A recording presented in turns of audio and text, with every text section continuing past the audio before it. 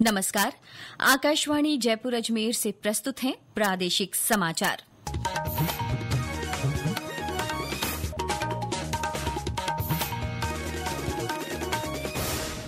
मुख्य समाचार। अंतर्राष्ट्रीय वन दिवस आज। राज्य स्तरीय समारोह जयपुर में मुख्यमंत्री भजनलाल शर्मा करेंगे शिरकत।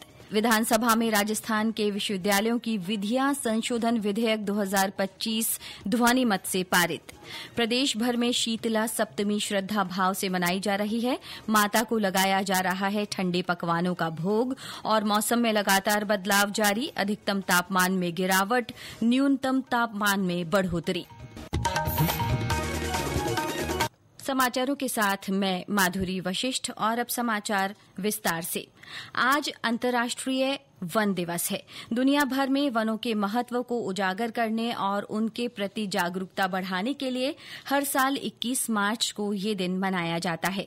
इस वर्ष की थीम है वन और खाद्य पदार्थ। इस अवसर पर प्रदेश भर में विभिन्न कार्यक्रम आयोजित किए जा रहे हैं। राज्य स्तरीय समारोह जयपुर के राजस्थान इंटरनेशनल सेंटर में रखा गया है। इस समारोह में मुख्यमंत्री भजनलाल शर्मा मौजूद रहेंगे। इस अवसर पर मुख्यमंत्री वन प्रशिक्षण और प्रबंध संस्थान का शिलान्यास करेंगे। साथ ही सीता माता वन्य जीव अभ्यारण्य में इको टूरिज्म सुविधाओं और भरतपुर तथा नाहरगढ़ बायोलॉजिकल पार्क में इलेक्ट्रॉनिक गोल्फ कोर्ट प्रदेश की जनता को समर्पित करेंगे। समारोह में वन मित्रों को किट भी वितरित किए जाएंगे। फील्ड में काम करने वाली वन विभाग की महिला कर्मियों को उत्कृष्ट कार्य के लिए सम्मानित किया जाएगा। प्रधान मुख्य वन संरक्षक अरिजीत बैनर्जी ने बताया कि इस अवसर पर वन विभाग की ओर से तैयार किए गए ऐप डीजी वन की शुरुआत की जाएगी। ये फॉरेस्ट हेल्थ मॉनिटरिंग ऐप है। इसके जरिए कहां पर किस तरह के पौधे लगाने हैं इसकी जानकारी मिलेगी। साथ ही अब तक जो भी पौधे लगाए गए हैं उनके बारे में भी जाना जा सकेगा। श्री बैनर्जी ने बताया कि आने वाले दिनों में इसे आम जन के लिए भी उपलब्ध कराया जाएगा। अब तक जो प्लांटेशन हमने किए हैं उसका क्या हेल्थ है, ऐसे चीज उनको विजुअलाइज भी हो जाएगा और उसको साइंस को और टेक को बेसिस बना के वो सटीक डिसीजंस भी ले सकते हैं, प्लानिंग भी कर सकते हैं। तो हम चाहेंगे ये जो फॉरेस्ट हेल्थ मॉनिटरिंग वाला एप्लीकेशन है, we shall try to open it up to public कि मान लीजिए कोई range Desuri range Pali division का, उस पिछले 10 साल में क्या प्लांटिंग हो, उस प्लांटिंग का फलस्वरूप हुआ क्या वो पौधे जिंदे हैं, कैसा दिख रहा है, कैनोपी बढ़ा तो कितना बढ़ा। इस तरह का जो आंकलन है, विजुअलाइजेशन है, हम कोशिश करेंगे कि ये भी we shall open it up to public in the days to come. उधर सवाईमाधोपुर से हमारे संवाददाता ने बताया कि वहां भी वन दिवस के अवसर पर विभिन्न गतिविधियां आयोजित कर वन संरक्षण का संदेश दिया जा रहा है।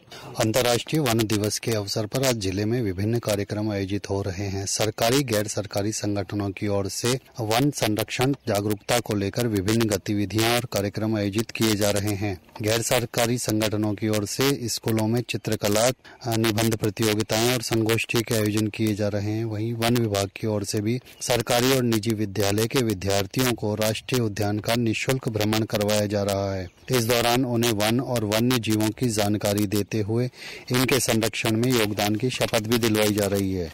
सतीश वर्मा, आकाशवाणी समाचार, सवाईमाधोपुर।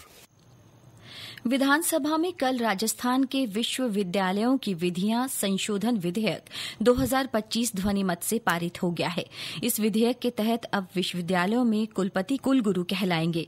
उप मुख्यमंत्री और उच्च शिक्षा मंत्री डॉ प्रेमचंद बैरवा ने कहा कि संशोधन के अनुसार राज्य के 33 वित्त पोषित विश्वविद्यालयों में कुलपति और प्रति कुलपति के पदनामों में बदलाव कर इन्हें कुलगुरु और प्रति कुलगुरु किया गया है। श्री बैरवा ने बताया कि ये हमारे विश्वविद्यालयों को पुनः श्रद्धा का केंद्र बनाने की दिशा में उठाया गया कदम है। इससे भारत की महान गुरु शिष्य परंपरा का पुनर्जागरण होगा। राज्यपाल हरिभाऊ बागड़े आज जोधपुर के दौरे पर रहेंगे। वे जय नारायण व्यास विश्वविद्यालय और डॉ सर्वपल्ली राधाकृष्णन राजस्थान आयुर्वेद विश्वविद्यालय के दीक्षांत समारोह में भाग लेंगे। इससे पहले कल राज्यपाल ने नागौर जिले के जिला परिषद सभागार में अधिकारियों की बैठक ली। इस अवसर पर उन्होंने कहा कि साल 2047 तक भारत को विकसित देश बनाने के संकल्प में सभी को सहयोग देना होगा। उदयपुर में आज से दिव्य कला मेला आयोजित किया जाएगा। इसका उद्घाटन राज्यपाल हरिभाऊ बागड़े करेंगे। ये मेला देश के 20 राज्यों के करीब 75 दिव्यांग उद्यमियों और शिल्पकारों द्वारा बनाए गए गृह सज्जा के उत्पाद, कपड़े और परिधान, स्टेशनरी, पर्यावरण, पैकेज्ड फूड और जैविक उत्पाद के साथ खिलौने और आभूषण जैसे उत्पादों और उनकी हस्तकला को प्रदर्शित करने का एक अनूठा अवसर होगा। जयपुर के दुर्गापुरा स्थित कृषि अनुसंधान संस्थान केंद्र में कल श्री अन्न पर 1 दिवसीय कार्यशाला आयोजित की गई। कार्यशाला को संबोधित करते हुए किसान आयोग के अध्यक्ष सीआर चौधरी ने कहा कि देश में मोटे अनाज उत्पादन करने वाला राजस्थान अग्रणी राज्य है। उन्होंने कहा कि श्री अन्न स्वास्थ्य के लिए बहुत उपयोगी है। श्री अन्न पौष्टिकता के साथ साथ विषम परिस्थितियों में पैदा होने वाला अन्न है। ये समाचार आकाशवाणी जयपुर अजमेर से प्रसारित किए जा रहे हैं। प्रादेशिक समाचार बुलेटिन आप हमारे एक्स हैंडल @AIRnews_जयपुर, YouTube channel Rajasthan AIR news और फेसबुक AIR न्यूज राजस्थान पर भी सुन सकते हैं। इसके साथ ही आप हमारी वेबसाइट newsonair.gov.in पर भी समाचार सुन सकते हैं और संबंधित फोटो और वीडियो देख सकते हैं। प्रदेश भर में आज शीतला सप्तमी के उपलक्ष्य में शीतला माता की पूजा अर्चना की जा रही है। ये पर्व चैत्र मास की कृष्ण पक्ष की सप्तमी और अष्टमी को मनाया जाता है। इस दिन स्वच्छता और आरोग्य की देवी शीतला माता की पूजा की जाती है और उन्हें ठंडे पकवानों का भोग लगाया जाता है। इस मौके पर कई स्थानों पर मेले भी भरते हैं। राज्यपाल श्री बागड़े ने शीतला सप्तमी और अष्टमी पर्व पर प्रदेशवासियों को शुभकामनाएं दी हैं। उन्होंने शीतला माता से सभी को स्वास्थ्य, सुख, शांति और समृद्धि प्रदान करने की कामना की है। बाड़मेर में आज शीतला सप्तमी पारंपरिक श्रद्धा और आस्था के साथ मनाई जा रही है। इस अवसर पर गुड़ामालानी इलाके के भेड़ाना स्थित शीतला माता के मंदिर पर मेला भर रहा है। भीलवाड़ा जिले में हर्ष और उल्लास के साथ पर्व मनाया जा रहा है। आज ही के दिन जिले में रंग गुलाल भी खेला जा रहा है। सवाईमाधोपुर में शीतला माता को ठंडे गुलगुले, लापसी, मीठे चावल और अन्य पकवानों का भोग लगाया जा रहा है। गौरतलब है कि इस बार शीतला अष्टमी शनिवार को होने के कारण माता का पूजन आज किया जा रहा है।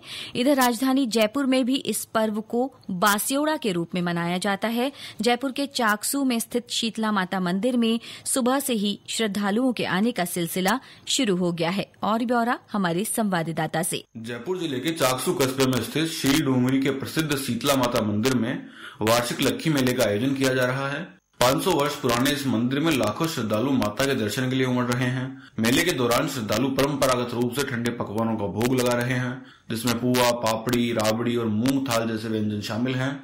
यह मेला न केवल राजस्थान बल्कि पड़ोसी राज्यों से भी भक्तों को आकर्षित करता है। श्रद्धालुओं की सुरक्षा और सुविधा के लिए प्रशासन ने विशेष प्रबंध किए हैं। मेले में 400 पुलिस कर्मियों की तैनाती की गई है। साथ ही 100 CCTV कैमरों से मेले की निगरानी रखी जा रही है। रितेश पारिक, आकाशवाणी समाचार, जयपुर। मौसम विभाग ने आज से प्रदेश में आगामी 3-4 दिन मौसम शुष्क रहने की संभावना जताई है। पिछले 24 घंटों में पश्चिमी विक्षोभ का असर देखने को मिला। शहरों में दिन के तापमान में हल्की गिरावट दर्ज की गई, वहीं न्यूनतम तापमान में बढ़ोतरी देखी गई है। बाड़मेर में पारा 33.8 डिग्री सेल्सियस दर्ज हुआ।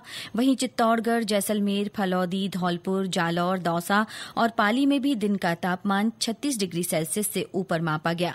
मौसम केंद्र जयपुर के निदेशक राधेश्याम शर्मा ने बताया कि 24 मार्च से प्रदेश में गर्मी बढ़ने के आसार हैं।